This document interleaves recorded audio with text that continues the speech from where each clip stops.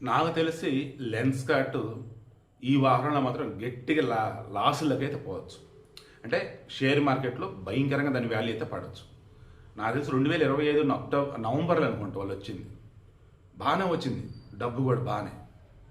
But ఇప్పుడు ఏంటంటే ఈ లెన్స్ కార్ట్ వాళ్ళకి సంబంధించి అక్కడ గతంలో ఎవరైతే ఎంప్లాయస్గా చేశారో వాళ్ళు చెప్తున్నటువంటి చెక్ చేస్తుంటే వీలైతే వీడియో ఎండింగ్లో ఒకటి పెడతాను. పిల్లోడు ముంబైలో లెన్స్ కార్ట్ దానిలో జాయిన్ అయ్యాడంట.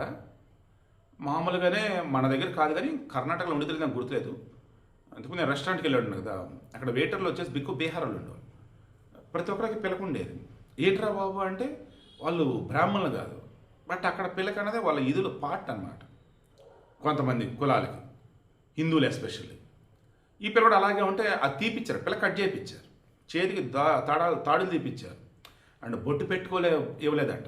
లేదు ఆ నెత్తి మీద చెక్ అంటారు కదా, అది నేను తీయను ఒకసారి తీపిచ్చారు, అయిపోయింది. మరలా ఉంచుకుంటూ ఉంటే లేదు అది ఉంటే ఉద్యోగం తీసేయాలని చెప్పేసి తీసేశారంట.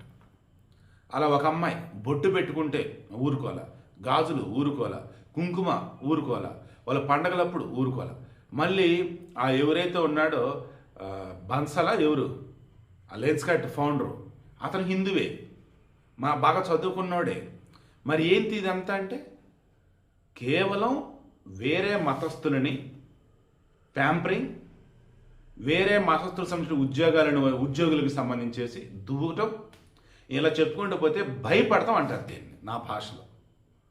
వేరే వాళ్ళకి భయపడి వాళ్ళ ఆచారాలు పండుగలు అన్నింటినీ రెస్పెక్ట్ ఇస్తూ వాళ్ళు హిజాబ్ ధరించవచ్చు, రంజాన్ మాసంలో వచ్చి ఉపవాస దీక్షలు ఉండొచ్చు, ఎర్లీగా వెళ్ళిపోవచ్చు. బట్ హిందువులు అంట మీ పండుగ సంవత్సరం అంతా వస్తూనే ఉంటాయి కదా, లేదు రెగ్యులర్గా మీరు ఉండాల్సిందే, రెగ్యులర్గా ఆ డ్రెస్ వేసుకురావాల్సిందే, రెగ్యులర్గా డ్యూటీస్ ఫాలో అవ్వాల్సిందే. బొట్టొత్తు అసలు ఏది కూడా హిందూ ఆచారాలు ఏది ఫాలో అవ్వకూడదంట. అలా ఫాలో అయితే తీసేయడం అంట. ఎవడైనా మధ్యలో వచ్చి ఆల్టర్ని చూసాడు అంటే వాడు కూడా ఇదే కథ అంట.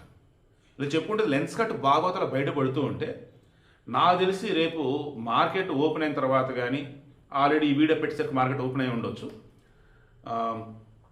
దెన్ అసలు నాకైతే అనిపిస్తుందండి, లెన్స్ కార్ట్లో ఆల్రెడీ ఎవరైనా షేర్స్ కానీ ఉండి ఉంటే నా అంచనా ప్రకారం చక్కగా అమ్మేసుకోండి.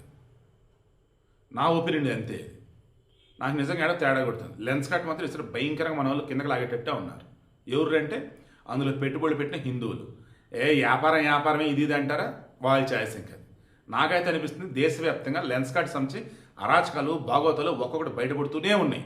ఆడవారు మగవారు ఎవరు నేను చూడలే, అందరిని వేధించాడు ఈ లెన్స్ కార్ట్ వాడేది.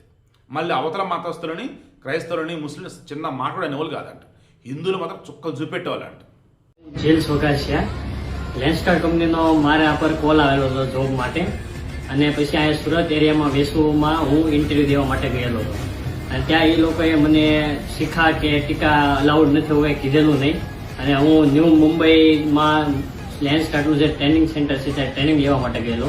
ત્યાં મને બીજા જ દિવસે કાઢી મૂકેલો કે તમારે આ શીખા અને તિલક ચાંદલો છે હટાવવો પડશે. જો તમે શીખા નહીં કાપો ને તિલક ચાંદલો નહીં હટાવો તો અમે તમને જોબ નહીં આપી શકીએ.